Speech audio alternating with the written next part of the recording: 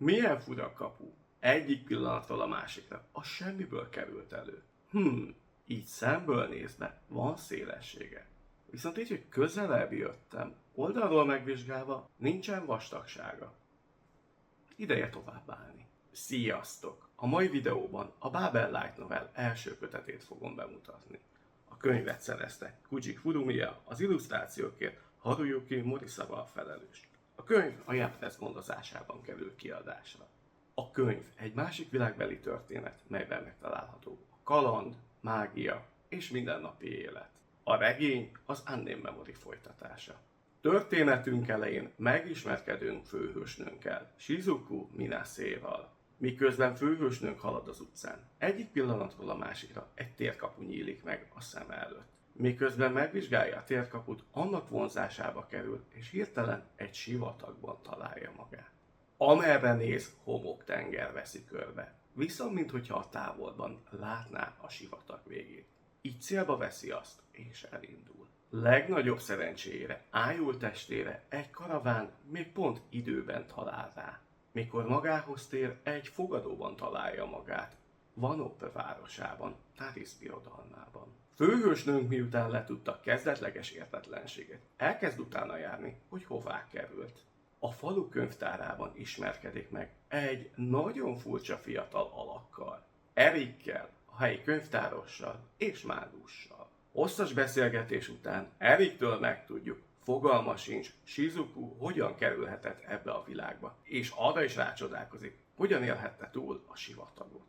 Egy lehetőséget viszont lát Shizuku problémájára. Ha magas szintű mágiával kapcsolatban vannak kérdései, érdemes Pharszas mágikus birodalmába elmennie. Hát ha ott választ talál kérdéseire. Shizuku elkezd tervet kiagyalni, hogyan tudna eljutni a kontinens keleti végéből a nyugati végébe. Mikor elbúcsúzna Eriktől, Erik felajánlja neki, hogy csatlakozik hozzá. Már csak azért is, mivel Shizuku háttere nem kicsit felkeltette az érdeklődését. A könyv hátralevő részében különböző történeteket fogunk nyomon követni a világból. 2 kisebb történet kerül kibontásra a világból, ahol népmeséket, legendákat fogunk nyomon követni. Továbbá azt is látjuk, hogyan kerülnek ezekkel főhőseink interakcióba, illetve hogyan vannak kihatása a Pharszas birodalma felé vezető kalandjuk során. A történet befejező szakaszában pedig egy nagy történetet követhetünk nyomon, ahol főhőseink belebotlanak egy tiltott átok a rossz kézbe való kerülésének, mely akár képes egy egész országot elpusztítani. Számomra a történetben a legkiemelkedőbb dolog Shizuku karaktere. Ő az ideális és realisztikus bemutatása, hogy hogyan kell egy karakternek viselkednie, amikor egy másik világba kerül. Nyugodt, hideg fejjel realizálja a szituációt, amibe került. Felméri, hogy milyen lehetőségei vannak.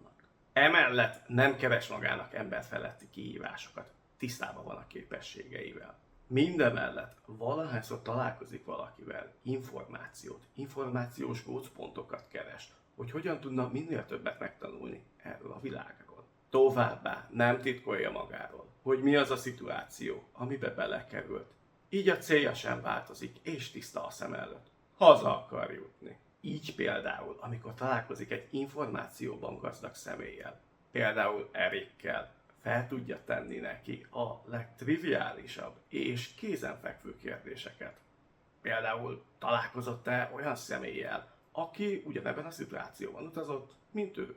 Bár Shizuku személye talán a legéletképesebb karakter, akit valaha alkottak, viszont megvannak neki is az emberi korlátai. Ezekkel pedig többször is fogunk találkozni a regény során. Van egy egészséges eltökéltsége, viszont ez sem teszi halhatatlanná, vagy legyőzhetetlenné. És itt sokkal könnyebb vele rezonálni. Attól még, hogy egy másik világba került, nem változott meg a jelleme. És így megmaradt emberközeli. Erik karaktere szintén hatalmas a történet során. Nagyon tetszett a kegyetlen őszintessége és közvetlensége. Nem csak Shizukuval szemben, hanem mindenki mással is a történet során. Van egy érdekes kettősége a szerzők történetmesélésének, ahogy hangulatot vált a jelenetek során. A könyv nagy részében, ahogy hőseink utaznak a világban, Ahogy a szerző leírja és bemutatja ezt a világot, ez a történet inkább tűnik egy kirándulásnak, melyet a nyugalom jár át. A tempó, ahogy hőseink talpa alatt egyre forróbb lesz a talaj, kis misztikummal lassan vált. Nekem külön tetszett, hogy ezeknél a jeleneteknél a szerző ráfókuszál egy-egy karakterre. Ezáltal az olvasó pulzusa a karakterével együtt emelkedik. A cselekmény vezetésében vissza-visszatérő elem, ami az Unnamed Memory-ban is volt. Valahol a történet során a szerző elejt egy-kettő információmorzsát, majd később a történet során újra felhasználja azokat. Így vannak olyan rejtélyek, melyek már az első kötet során megoldásra kerülnek. Ami kitűnik a regényben, van egy nagyon érdekes háttere a regénynek, ugyanis Shizuku Eriket az egyenségük fejében nyelvekre tanítja. Japánra, angolra és németre. Mindezt azért, mivel Eriket nagyon érdekli Shizuku világának az írás szerkezete, bár azt nem árulja el számunkra, hogy ezt a tudást mire akarja használni a későbbiekben. Így a regény során többször fogunk nyelvleckékkel találkozni.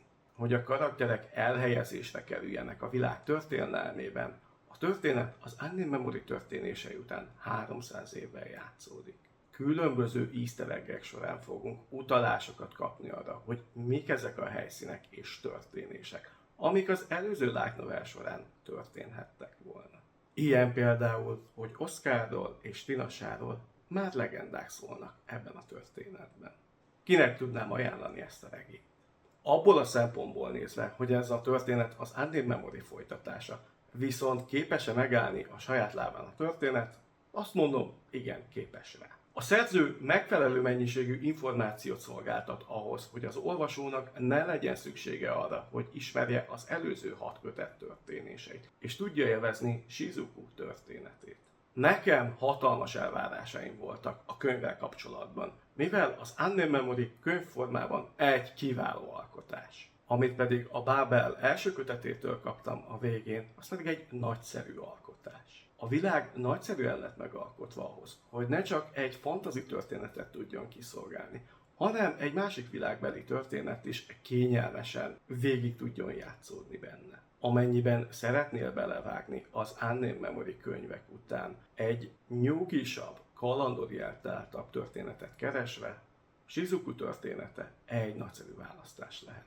Abban az esetben, hogyha nem olvastad az Unnamed Memoryt, viszont érdekel Erikék kalandja, az easter egg-eket leszámítva, amik így nem fognak átjönni, vagy nagyon nehezen, ez egy okés történet lehet. Az egyetlen dolog, ami az olvasót eltántoríthatja a regénytől, az a regény hossza. A szerzőnek ez idáig a leghosszabb regénye. Számomra a szerző nagyon jól eltalálta a Shizuku és Erik kalandját, és hozta az elvárásaimat. Így a csatornán a Bábel második kötetének a bemutatója is érkezni fog. Találkozzunk ott. Ciao.